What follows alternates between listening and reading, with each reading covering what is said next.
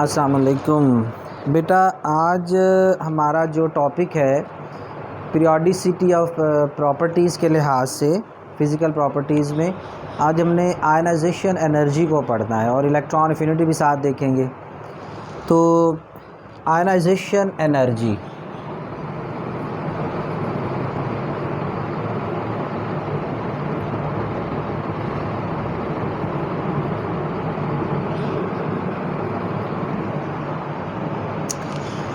बेटा, ionization energy होती है अगर एक एटम है तो उसके आउटर मोस्ट शेल में से एक इलेक्ट्रॉन निकालना हो तो जितनी एनर्जी वो एब्ज़ॉर्ब करेगा या जितनी एनर्जी दरकार होगी ये बेटा आयनाइजेशन एनर्जी कहलाती।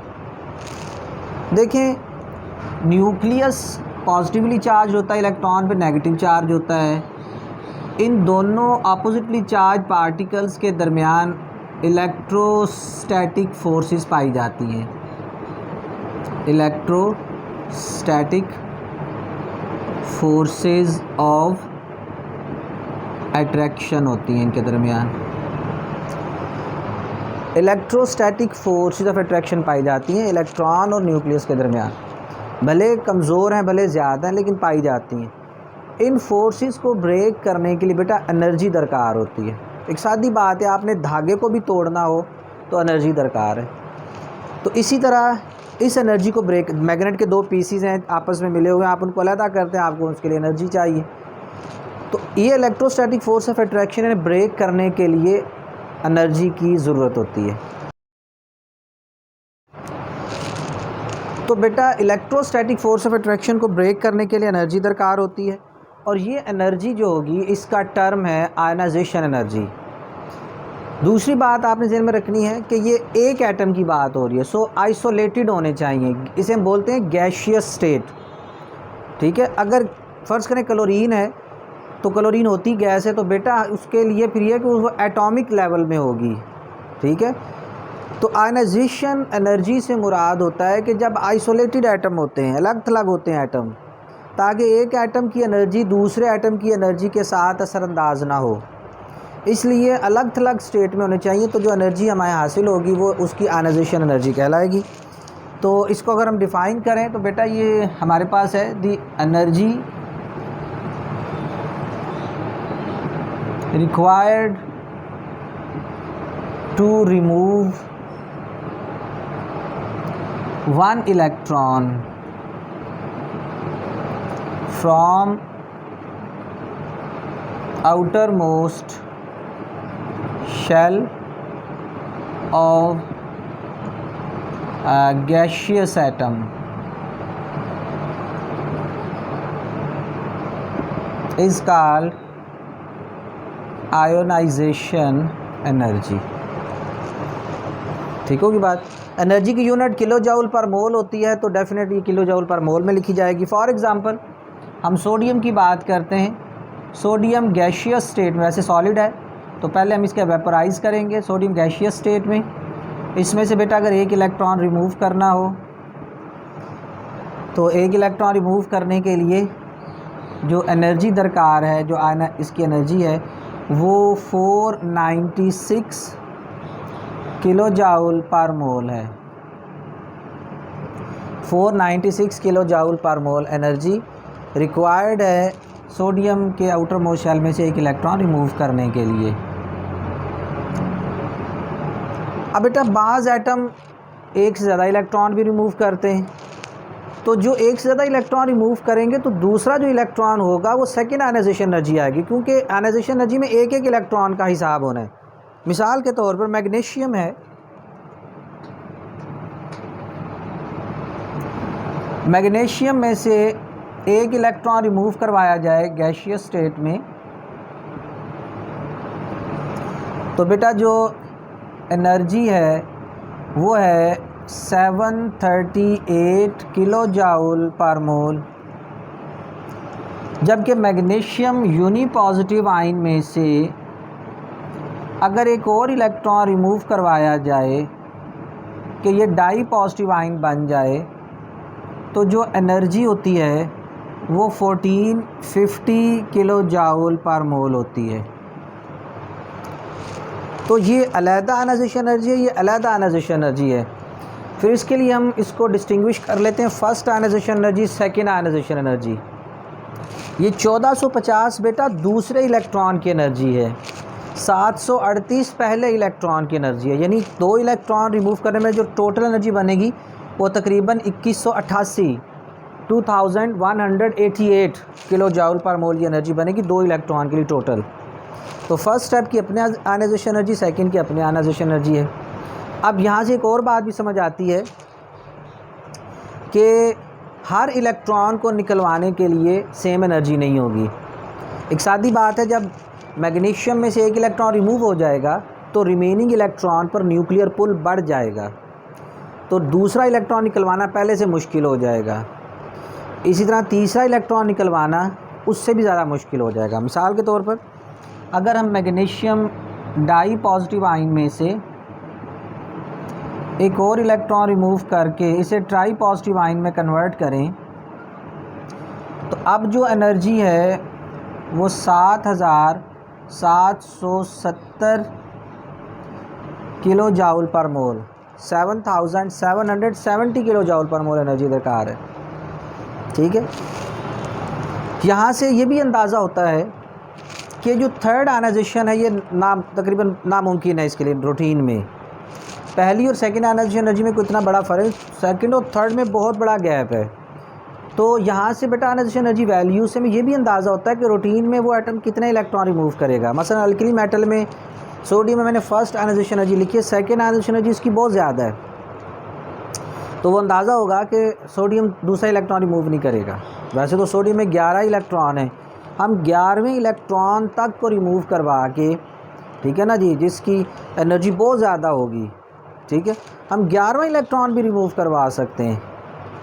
लेकिन यहाँ पे जो रूटीन में बेटा हम आयनाइजेशन एनर्जीज लिखते हैं वो आयनाइजेशन एनर्जी होती है जो रूटीन में जब एलिमेंट रिएक्ट करता है तो रिएक्शन के दौरान क्या वो 1 इलेक्ट्रॉन रिमूव करेगा, 2 रिमूव करेगा, 3 रिमूव करेगा, उसके लिहाज से रूटीन में बुक्स के अंदर वो आयनाइजेशन एनर्जी वैल्यूज़ लिखी हुई होती हैं। तो आयनाइजेशन एनर्जी के हवाले से बेटा ये बात तो होगी हमारी। उसके बाद आ जाते हैं आयनाइजेशन एनर्जी का trend in periodic table, trend in periodic table. Periodic table में बेटा इसका ट्रेंड क्या होगा? पीरियोडिक टेबल में मैंने आपको बताया 2 हमारे पास पैरामीटर्स हैं, अलोंग द पीरियड और डाउन द ग्रुप। हमने देखना है कि किसी पीरियड में क्या रुझान है और किसी भी ग्रुप में क्या रुझान है। तो down the group ionization energies decrease होती हैं और along the period ionization energies increase होती हैं। ये ट्रेंड है, ionization energy increase along the period and ionization energies decrease down the group. किसी भी ग्रुप में ये जनरल ट्रेंड पाया जाएगा आयनाइजेशन एनर्जी का। अब इस पे बात कर लेते हैं बेटा। Down the group ionization energy decrease होने की वजूहात में सबसे पहली बात तो एटॉमिक साइज़ आ जाएगा, उसके बाद शील्डिंग इफ़ेक्ट,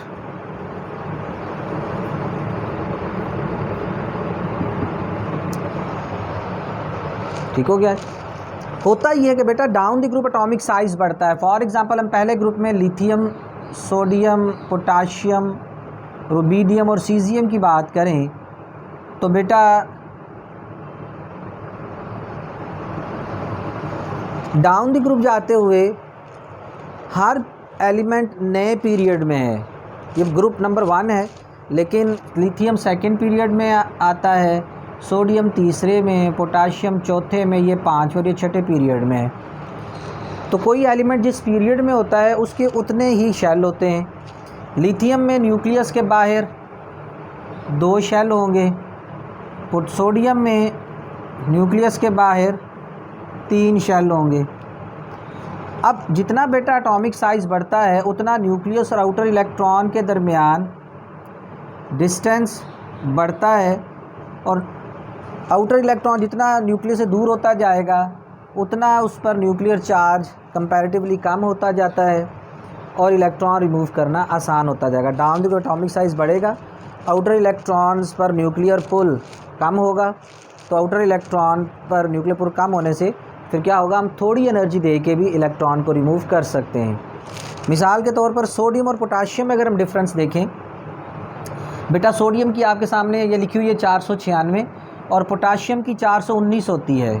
ठीक है, मैं अगर इसको यहाँ पे लिख दूँ, पोटाशियम की ये वैल्यू 419 किलो जाउल पर मोल है। तो आयनाइजेशन एनर्जी जो है वो डाउन द ग्रुप डिक्रीज़ होगी, आयनाइजेशन एनर्जी जो है वो डाउन द ग्रुप डिक्रीज़ होगी। इसी तरह बेटा लिथियम की जो आयनाइजेशन एनर्जी होती है, ये जो आपके सामने लिखा हुआ है, ये 520 किलो जाउल पर मोल होती है, 520 किलो जाउल पर मोल। तो आपके पास ये ट्रेंड आ गया कि लिथियम की आयनाइजेशन एनर्जी सोडियम से ज़्यादा है, सोडियम की पोटाशियम से ज़्यादा है। लिथियम 520, ये 496, ये 419 किलो जाउल पर मोल में। So down the group ionization energy decrease हो रही है। दूसरा इंपॉर्टेंट फैक्टर बेटा जो होता है वो शील्डिंग इफ़ेक्ट होता है। एटॉमिक साइज़ पढ़ाते हुए मैंने आप लोगों को ये इस फैक्टर के बारे में बताया था। बेटा शील्डिंग ये होती है कि जो इनर इलेक्ट्रॉन होते हैं, मसलन लिथियम के पहले शेल में 2 इलेक्ट्रॉन है, दूसरे में 1 है। सोडियम के पहले शेल में 2 इलेक्ट्रॉन है, दूसरे में 8 इलेक्ट्रॉन्स हैं।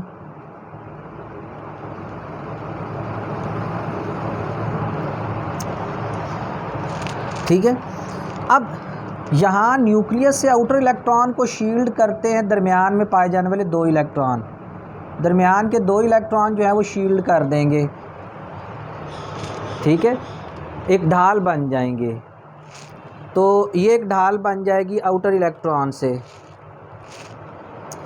अब बेटा जिस वक्त दरमियान में नेगेटिव चार्ज आ जाएगा तो न्यूक्लियस का आउटर इलेक्ट्रॉन पर जितना होल्ड होना चाहिए उतना होल्ड होगा नहीं।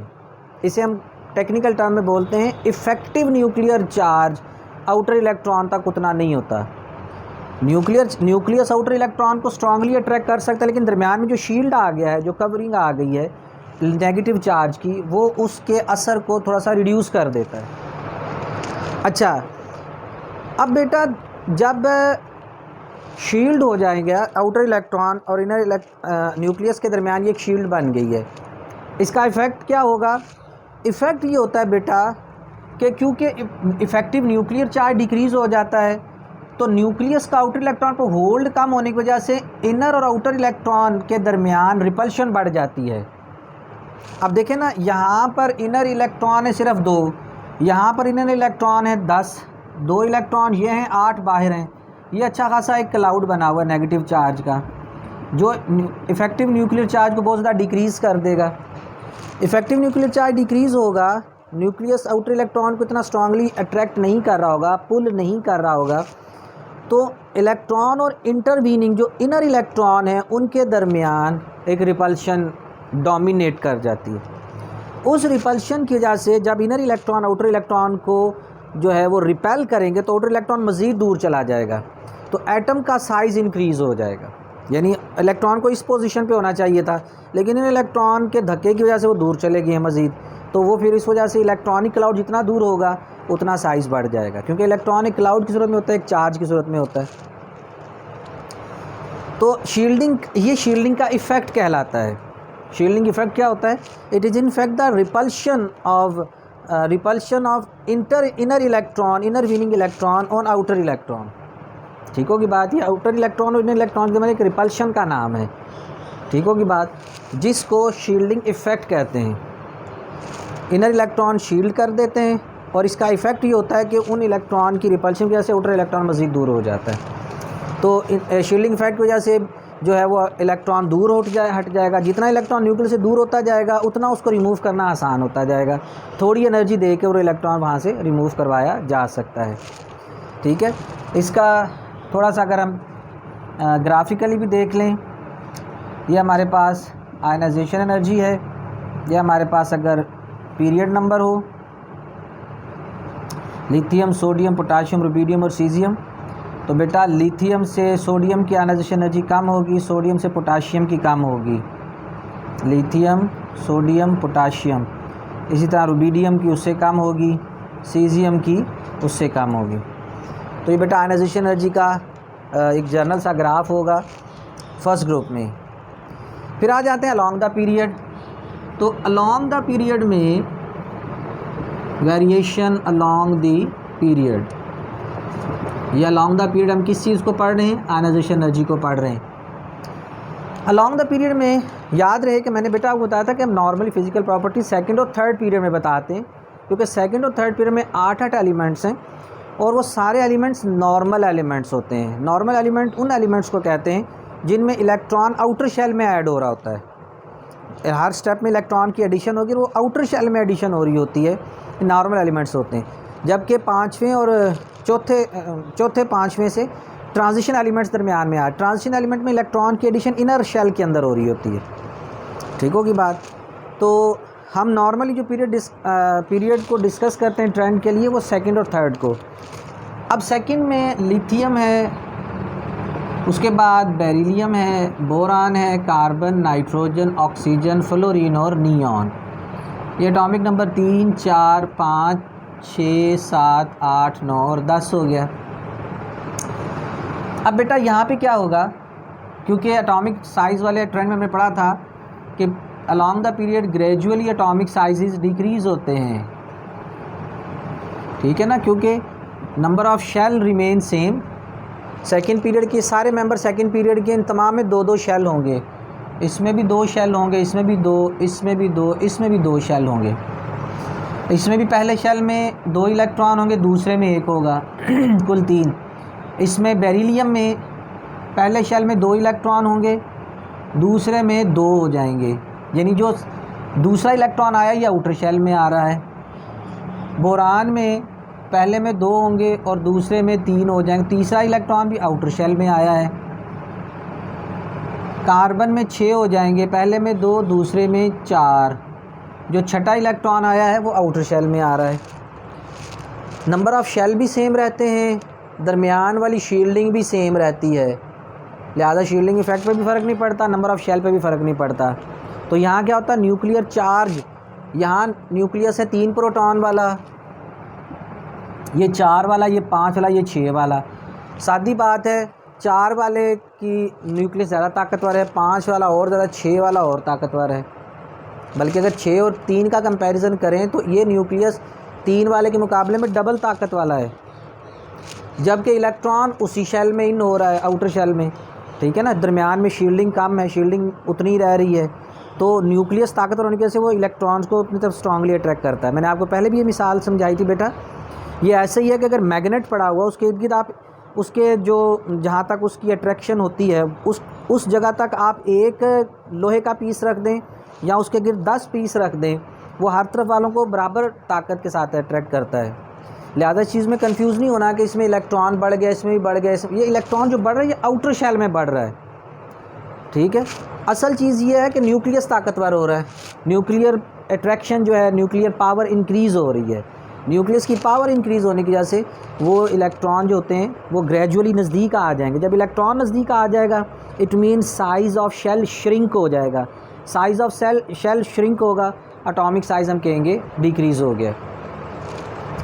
अब बेटा अगर इसका हम ग्राफ बनाएं तो इसके ग्राफ में थोड़ी सी फ्लक्चुएशन आती है, आयनाइजेशन एनर्जी है, और क्योंकि पीरियड में हर एक एलिमेंट अगले एटॉमिक नंबर पर होता है, तो इसमें बेटा हम एक्स एक्सिस पर उनके एटॉमिक नंबर मेंशन कर देते हैं। मसलन यहाँ पे मैं 3 लिख दूँगा, यहाँ पे 4 लिख दूँगा, 5, 6, 7, 8, 9 और 10 लिख दूँगा। ठीक है, अब इस तरह से ये ग्राफ थोड़ा सा ब्रॉड बन जाएगा। ठीक है, जिस तरफ आपको समझाने के लिए मैंने ये बनाया है। तो हम क्या करते हैं, यहाँ पर जस्ट हम एटॉमिक नंबर लिख देते हैं कि ये यहाँ पर एटॉमिक नंबर होगा।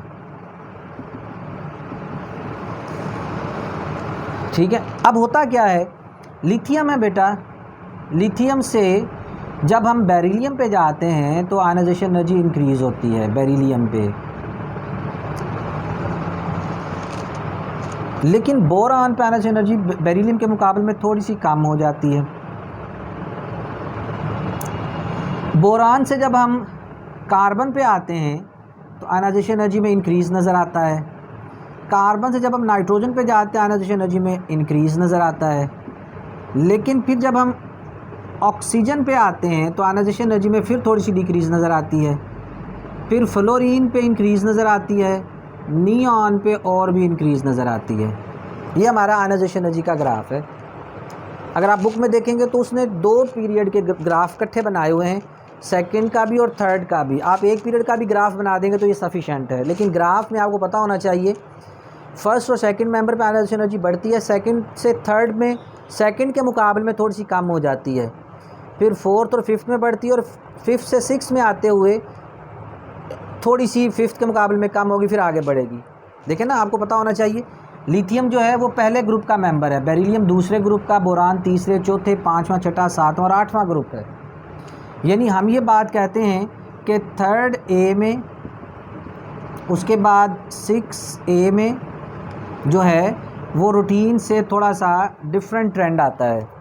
थर्ड ए वाले की आयनाइजेशन एनर्जी थोड़ी सी कम है सेकंड वाले से, और 6 वाले की आयनाइजेशन एनर्जी थोड़ी सी कम है फिफ्थ वाले से। ठीक होगी बात। ये थोड़ा सा एक फ्लक्चुएशन है। अब इसकी रीज़न क्या होती है बेटा? इसकी रीज़न होती है their electronic configuration due to typical electronic configuration. इनकी इलेक्ट्रॉनिक कॉन्फ़िगरेशन कैसे ऐसे होता है? होता ही है बेटा, अगर हम बेरिलियम और बोरान का कंपैरिजन करें तो बेरिलियम के पास होते हैं 4 इलेक्ट्रॉन, बोरान के पास होते हैं 5 इलेक्ट्रॉन। 4 इलेक्ट्रॉन होते हैं 1s2 2s2, ठीक है, जबकि बोरान में 1s2 2s2 और 2p में 1 होता है इलेक्ट्रॉन। अब होता ये बेटा कि s जो है ये न्यूक्लियस के बाहर स्फेरिकली सिमेट्रिकल होता है, जस्ट लाइक अ फुटबॉल, हर तरफ न्यूक्लियस के लिए एक जैसे है। अब एस के ऊपर बेटा न्यूक्लियर, इसने न्यूक्लियस को बड़ा अच्छा शील्ड किया हुआ होता है, क्योंकि इसने न्यूक्लियस के बाद एस से मुराद वो इलेक्ट्रॉनिक क्लाउड है जो न्यूक्लियस के बाहर हर तरफ एक तरह से बिखरा हुआ है, स्फेरिकली सिमेट्रिकल है this cloud. This electronic cloud is spherically symmetrical around the nucleus, so it has best shielding। s सब शेल की, s ऑर्बिटल की शील्डिंग सबसे अच्छी होती है, क्योंकि न्यूक्लियस के बाद हर तरफ एक जैसा बिखरा हुआ होता है। तो जब उसकी शील्डिंग अच्छी होगी तो डेफिनेटली इस पर न्यूक्लियस की अट्रैक्शन भी बहुत अच्छी होगी, न्यूक्लियस इसे हर तरफ से अट्रैक्ट भी उतना ही कर रहा होगा। जबकि बेटा जो p ऑर्बिटल होता है वो एक एक्सिस पर होगा। फ़र्ज़ करें बेरिलियम का इलेक्ट्रॉन अगर 2px में है तो जस्ट x एक्सिस से है। x एक्सिस पर मौजूद ये इलेक्ट्रॉन, x एक्सिस पर मौजूद ये इलेक्ट्रॉन एक तो न्यूक्लियस को शील्ड कम कर रहा है, तो अगर ये शील्ड कम करे तो उस पर न्यूक्लियस की अट्रैक्शन भी कम है, सिर्फ x एक्सिस के अलॉन्ग है। तो p की शील्डिंग जो होती है वो निस्बतन कम होती है, जिसके लिए हम टेक्निकल टर्म यूज़ करते हैं, रिलेटिवली पुअर शील्डिंग होती है, रिलेटिवली s के मुकाबले में। d की उससे भी कम होगी, f की उससे भी कम होगी, ठीक होगी बात। तो s की शील्डिंग सबसे अच्छी होती है, उसके बाद p की होती है, उसके बाद d की, उसके बाद f की होती है, क्योंकि ये ऑर्बिटल स्पेस में स्प्लिट हो जाते हैं। s हर तरफ एक जैसा है, p की 3 ओरिएंटेशन होती हैं, स्प्लिट हो गया, px py pz। d की 5 ओरिएंटेशंस होती हैं और f की 7 ओरिएंटेशंस होती हैं। तो जितना वो ऑर्बिटल स्प्लिट होते जाएंगे उतना उनकी शील्डिंग पुअर होती जाएगी। तो शील्डिंग पुअर होगी तो उस पर न्यूक्लियस की अट्रैक्शन भी पुअर होगी। तो p ऑर्बिटल में मौजूद ये पहला इलेक्ट्रॉन जो होगा, p ऑर्बिटल में मौजूद ये पहला इलेक्ट्रॉन जो होगा, इस पर न्यूक्लियर पुल रिलेटिवली कम होगा, लिहाजा इस इलेक्ट्रॉन को निकलवाना 2s के इस इलेक्ट्रॉन के मुकाबले में आसान है। लिहाजा बोरान की जो इलेक्ट्रॉनिक जो बोरान की आयनाइजेशन एनर्जी होगी वो बेरिलियम के मुकाबले में कम होगी। हालांकि इसका न्यूक्लियस 5 पावर वाला है और बेरिलियम का 4 वाला है। इस बेरिलियम में 4 प्रोटॉन्स हैं, बोरान में 5 प्रोटॉन्स हैं, लेकिन इसके बावजूद बोरान में से इलेक्ट्रॉन निकलवाना आसान है। This is because of electronic configuration. इसी तरह अगर हम नाइट्रोजन और ऑक्सीजन का कंपैरिजन करेंगे, यहाँ पर भी इलेक्ट्रॉनिक कन्फिग्रेशन अपना रोल प्ले करती है। ठीक है, कैसे रोल प्ले करती है? नाइट्रोजन के पास होते हैं बेटा 7 इलेक्ट्रॉन, ऑक्सीजन के पास 8, 1s2, 2s2, 2px1, 2py1, 2pz1। और ऑक्सीजन जो होती है 1s2, 2s2, 2px1, 2py1, 2pz1। 7 हो गए, 8वां इलेक्ट्रॉन किसी एक में पेयर हो जाता है। अब बेटा ये जो तीनों इलेक्ट्रॉन अनपेयर हैं, इनके दरमियान जो है ये ज़्यादा स्टेबल कॉन्फ़िगरेशन है, क्योंकि सारे अपने अपने अलग ऑर्बिटल में सेम स्पिन के साथ हैं। ये जो एक ऑर्बिटल पेयर अप हुआ है, इसकी जो पेयरिंग एनर्जी और रिपल्शन है ये कंपैरेटिवली ज़्यादा है। ये इलेक्ट्रॉन आसानी से रिमूव हो जाएगा। लिहाजा नाइट्रोजन से जब हम ऑक्सीजन पे आते हैं तो ऑक्सीजन की जो फर्स्ट आयनाइजेशन एनर्जी होगी, पहला इलेक्ट्रॉन जो होगा, क्योंकि आयनाइजेशन एनर्जी में नॉर्मली हम फर्स्ट आयनाइजेशन एनर्जी की बात कर रहे होते हैं, तो ऑक्सीजन का जो पहला इलेक्ट्रॉन है वो कंपैरेटिवली नाइट्रोजन के मुकाबले में आसानी से रिमूव हो जाएगा। ठीक हो गया। तो अलॉन्ग द पीरियड बेटा हमें सेकंड से थर्ड में आते हुए आयनाइजेशन एनर्जी में थोड़ा सा गैप नज़र आता है कि कम होती है, और इसी तरह 5वें से 6ठे ग्रुप में जब हम जाते हैं आयनाइजेशन एनर्जी कम होती है। ठीक है, ये आपकी इन्फॉर्मेशन के लिए इतनी डिटेल में इसको थोड़ा सा डिस्कस किया है। आपने इन जनरल याद रखना है कि लेफ़्ट से राइट जाते हुए आयनाइजेशन एनर्जी इंक्रीज़ होती है और ऊपर से नीचे आते हुए आयनाइजेशन एनर्जी डिक्रीज़ होती है। इन जनरल लेफ़्ट से राइट आते हुए आयनाइजेशन एनर्जी इंक्रीज़ क्यों होती है? क्योंकि एटॉमिक साइज़, जो मैंने जो पहले 2 फैक्टर लिखे थे, एटॉमिक साइज़ जो होता है वो लेफ़्ट से राइट जाते हुए डिक्रीज़ होता है, शील्डिंग इफ़ेक्ट कांस्टेंट रहता है, न्यूक्लियर पुल में इजाफा हो जाता है, न्यूक्लियर अट्रैक्शन में। यहाँ पर जो इम्पोर्टेंट फैक्टर है वो ये कि लेफ़्ट से राइट जाते हुए न्यूक्लियर पुल जो होता है या न्यूक्लियर अट्रैक्शन जो होती है वो आउटर इलेक्ट्रॉन पे बढ़ती है, न्यूक्लियर अट्रैक्शन इंक्रीज़। नतीजतन आउटर इलेक्ट्रॉन को रिमूव करना मुश्किल से मुश्किल होता जाएगा, ज़्यादा एनर्जी दरकार होगी। ये बेटा आयनाइजेशन एनर्जी के हवाले से हमारी डिस्कशन है, इसको आप लोग पढ़ें, याद करें। इसके साथ ही हम इलेक्ट्रॉन एफिनिटी भी, क्योंकि ज़रा मिलता जुलता ट्रेंड है, हम इलेक्ट्रॉन एफिनिटी को इसके साथ ही डिस्कस कर लेते हैं। इलेक्ट्रॉन एफिनिटी, इलेक्ट्रॉन एफिनिटी क्या चीज़ होती है बेटा? अगर कोई एटम अपने आउटर शेल में एक इलेक्ट्रॉन एब्जॉर्ब करे तो इस प्रोसेस में एनर्जी रिलीज़ होती है, एक्सोथर्मिक है, एनर्जी रिलीज़ होती है। ठीक है, पहले इलेक्ट्रॉन की बात होगी, तो एनर्जी जो रिलीज़ होगी ये इलेक्ट्रॉन एफिनिटी कहलाती है। आयनाइजेशन एनर्जी में इलेक्ट्रॉन निकालने के लिए एनर्जी देनी पड़ती है, एंडो प्रोसेस है या एक्सो प्रोसेस होता है, लेकिन याद रखनी है, दोबारा ही बात बता रहा हूँ कि फ़र्स्ट इलेक्ट्रॉन एफिनिटी एक्सो होता है।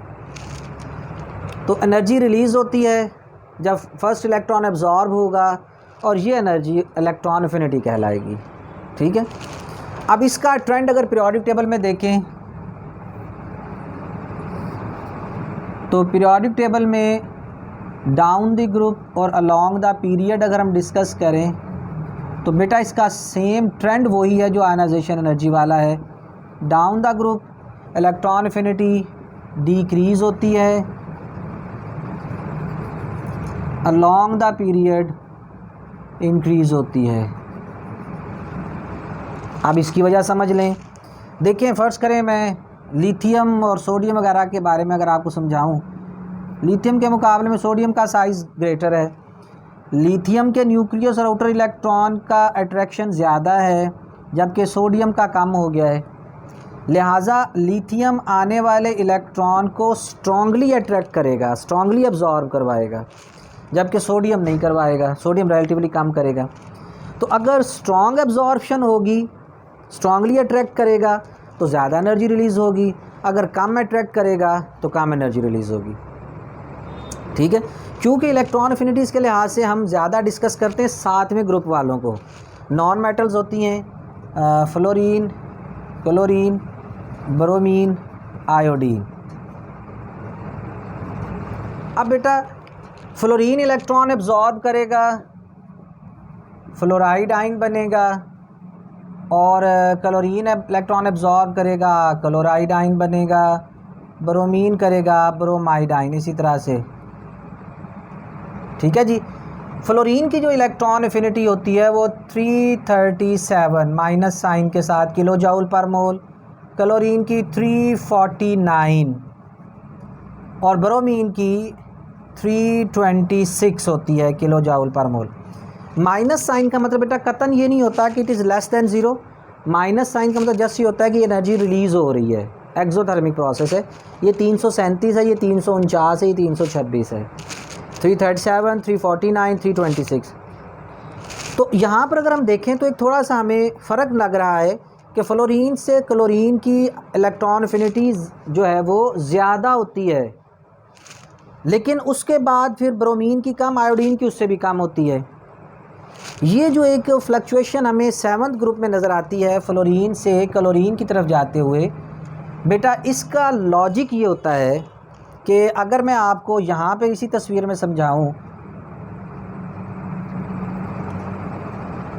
फ़र्ज़ करें ये फ्लोरीन है, इसके पहले शेल में 2 इलेक्ट्रॉन हैं, टोटल 9 होता है ना फ्लोरीन में, फ्लोरीन 9 होता है, और दूसरे में होते हैं 1 2 3 4 5 6 और 7। जबकि क्लोरीन जो होता है 17 होता है, इसका पहले शेल में होते हैं 2 इलेक्ट्रॉन, दूसरे में होते हैं 8 इलेक्ट्रॉन, और तीसरे में होते हैं उसी तरह 7 इलेक्ट्रॉन। अब अभी हमने बात की है कि फ्लोरीन की इलेक्ट्रॉन एफिनिटी, हालांकि देखा जाए फ्लोरीन की इलेक्ट्रोनेगेटिविटी ज़्यादा है, इसकी इलेक्ट्रोनेगेटिविटी 4 होती है, इसकी 3.5 है, इसका न्यूक्लियस ज़्यादा ताकतवर है। बट प्रॉब्लम ये है कि फ्लोरीन का दूसरा शेल है और दूसरे शेल में एट दी मैक्सिमम 8 इलेक्ट्रॉन आ सकते हैं, 8 से ज़्यादा इलेक्ट्रॉन आ ही नहीं सकते। लिहाजा उस 8वें इलेक्ट्रॉन के अकामोडेट होने में रिलेटिवली कम एनर्जी रिलीज़ होगी, क्योंकि उस जगह ही थोड़ी है, जगह ही एक की रह गई हुई है। तो इसको बोलते हैं टेक्निकल टर्म में कि फ्लोरीन का जो आउटर शेल होता है वो रिस्ट्रिक्टेड टू ऑक्टेट, उसमें ही 8 इलेक्ट्रॉन सकते हैं। तो लिहाजा जब ये 8वां इलेक्ट्रॉन एब्जॉर्ब करेगी तो एनर्जी रिलीज़ होगी। लेकिन क्लोरीन में क्या होता है, क्लोरीन में तीसरा शेल, उसमें 7 इलेक्ट्रॉन है, तीसरे शेल में बेटा 18 इलेक्ट्रॉन की गुंजाइश होती है। लोग तीसरा शेल जो होता है उसमें बहुत सारे वैकेंट ऑर्बिटल मौजूद हैं। लिहाजा क्लोरीन के लिए 3rd शेल में इलेक्ट्रॉन को एब्जॉर्ब करना कंपैरेटिवली आसान है, क्योंकि यहाँ पर स्पेस बहुत ज़्यादा उसके पास जगह बहुत है उसे अकोमोडेट करने के लिए। सो वो आने वाले इलेक्ट्रॉन को ईजीली वेलकम करता है और ज़्यादा एनर्जी रिलीज़ होती है। तो ये फ्लोरीन और क्लोरीन के दरमियान थोड़ा सा इशू है कि फ्लोरीन के मुकाबले में क्लोरीन में ज़्यादा एनर्जी, क्योंकि आने वाले इलेक्ट्रॉन को पहले से मौजूद इलेक्ट्रॉन की रिपल्शन का सामना नहीं होगा। फ्लोरीन में इलेक्ट्रॉन को पहले इलेक्ट्रॉन की रिपल्शन, क्योंकि गुंजाइश ही एक ही है, यहाँ बहुत सारों की गुंजाइश है, लिहाजा आने वाले इलेक्ट्रॉन को जो पहले से मौजूद प्री एग्जिस्टिंग इलेक्ट्रॉन होते हैं उनसे इतनी रिपल्शन का सामना नहीं होता। तो फ्लोरीन से क्लोरीन की इलेक्ट्रॉन एफिनिटी ज़रा ज़्यादा होती है।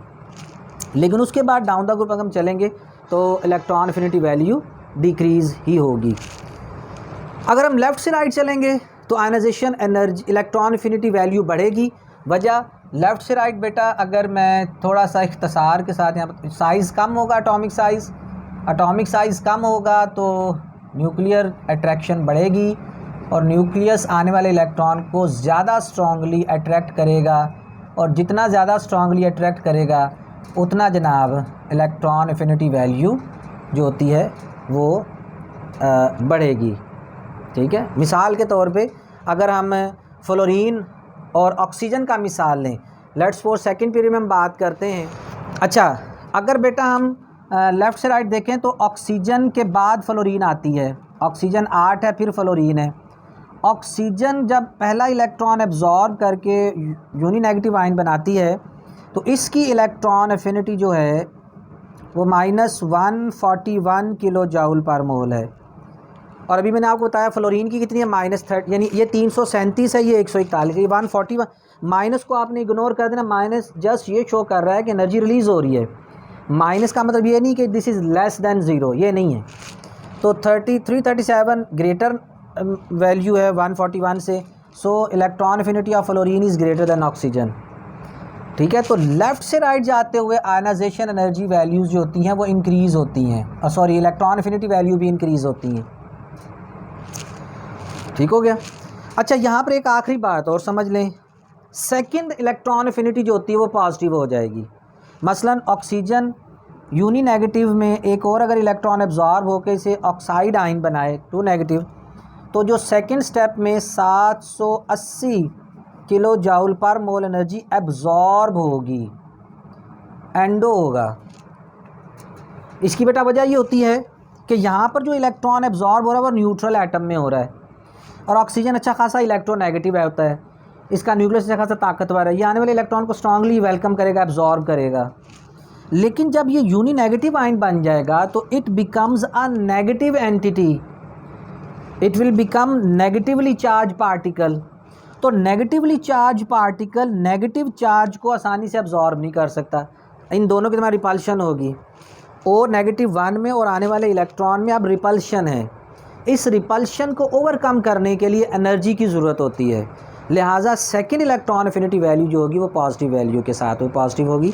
ऑक्सीजन की मिसाल है, ऑक्सीजन की फ़र्स्ट इलेक्ट्रॉन एफिनिटी नेगेटिव होगी, एक्सोथर्मिक प्रोसेस होगा 141 होगी, लेकिन सेकंड स्टेप में एंडोथर्मिक प्रोसेस होगा और 780 किलो जॉल पर मोल एनर्जी चाहिए ऑक्सीजन यूनी नेगेटिव के अंदर एक इलेक्ट्रॉन एब्जॉर्ब करवाने के लिए। तो ये बेटा आज हमारा थोड़ा सा टॉपिक था, ज़्यादा मैंने आयनाइजेशन एनर्जी को इलेबोरेट किया है क्योंकि वही बातें यहाँ पर डिस्कस होती हैं। अच्छा, यहाँ पर एक और बात, लेफ़्ट से राइट जाते हुए इलेक्ट्रॉन एफिनिटी का जो ट्रेंड है उसमें भी फ्लक्चुएशन आती है। फ्लक्चुएशन कहाँ पे नज़र आती है? यहाँ पर नज़र आती है, आप लिथियम से बेरिलियम पे boron, carbon, nitrogen, oxygen, fluorine और नियॉन की अगर बात करें तो बेटा 3, 4, 5, 6, 7, 8, 9 और 10, यहाँ पर बेरिलियम की इलेक्ट्रॉन एफिनिटी हमारी तवक्को से बहुत कम होगी। उसकी वजह ये साथ ही इसकी बेटा इलेक्ट्रॉनिक कॉन्फ़िगरेशन, इसे अगर आप फोकस करें,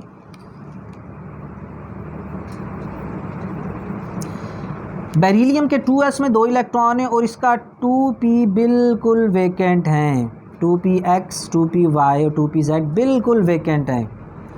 लिहाजा नए ऑर्बिटल में इलेक्ट्रॉन को अकोमोडेट करना बेरिलियम प्रेफर नहीं करेगा, 2s2 के साथ इसकी स्टेबल कॉन्फ़िगरेशन है। लिहाजा लिथियम से जब हम बेरिलियम पे जाएंगे तो इलेक्ट्रॉन एफिनिटी वैल्यू जो होगी वो इंक्रीज़ नहीं होगी बल्कि डिक्रीज़ होगी। लेकिन बेरिलियम से बोरान पे आएंगे तो फिर इंक्रीज़ हो जाएगी, क्योंकि बोरान में सेकंड पी ऑर्बिटल में ऑलरेडी एक इलेक्ट्रॉन मौजूद है, लिहाजा यानी सेकंड पी की फिलिंग स्टार्ट हो चुकी है, तो ये रिलेटिवली इलेक्ट्रॉन को आसानी से एक्सेप्ट करता है। इसी तरह फिर नाइट्रोजन ऑक्सीजन कॉन्फ्लिक्ट आ जाएगा। नाइट्रोजन ऑक्सीजन कॉन्फ्लिक्ट को देखने के लिए मैंने अभी यहाँ पर नाइट्रोजन ऑक्सीजन की इलेक्ट्रॉनिक कॉन्फ़िगरेशन लिखी थी, तो मैंने इरेज कर दी है, दोबारा लिख देता हूँ। नाइट्रोजन के पास 7 इलेक्ट्रॉन होते हैं, 1s2, 2s2, 2px1, 2py1 और 2pz भी 1, जबकि ऑक्सीजन जो है 8 होता है, 1s2, 2s2, 2px, 2py और 2pz, 1, 2, 3, इसमें 4 इलेक्ट्रॉन होते हैं। अब नाइट्रोजन के पास तीनों पी में अलग-अलग इलेक्ट्रॉन है और it is relatively more stable configuration as compare to this electronic configuration. लिहाजा नाइट्रोजन आने वाले इलेक्ट्रॉन को इतना आसानी से वेलकम नहीं करेगा, वो इतनी आसानी से इसे अट्रैक्ट नहीं करेगा, जबकि क्योंकि पेयरिंग ऑक्सीजन में पेयरिंग स्टार्ट हो चुकी है, तो इस वजह से ऑक्सीजन अगले ऑर्बिटल में भी रिलेटिवली आसानी से पेयरिंग करता है। ठीक है, तो ये थोड़ा सा बस सिंपल वर्ड्स में आपने ध्यान में रखना है कि electronic configuration of nitrogen is more stable और इलेक्ट्रॉन को आसानी से एक्सेप्ट नहीं करता। ठीक है, इसी तरह बेरिलियम की electronic configuration more stable then boron है और ये भी इलेक्ट्रॉन को आसानी से एक्सेप्ट नहीं करता। लिहाजा पीरियोडिक टेबल में आयनाइजेशन एनर्जी की तरह इलेक्ट्रॉन अफिनिटी में भी थोड़ी सी फ्लक्चुएशन है। यहाँ पर जो फ्लक्चुएशन आएगी वो सेकंड ग्रुप के मेंबर में आएगी और फिफ्थ ग्रुप के मेंबर में आएगी। ठीक होगी बात। इसको बेटा आप लोग देखें, इसे याद करें। अस्सलाम वालेकुम व रहमतुल्लाहि ताला व बरकातहू।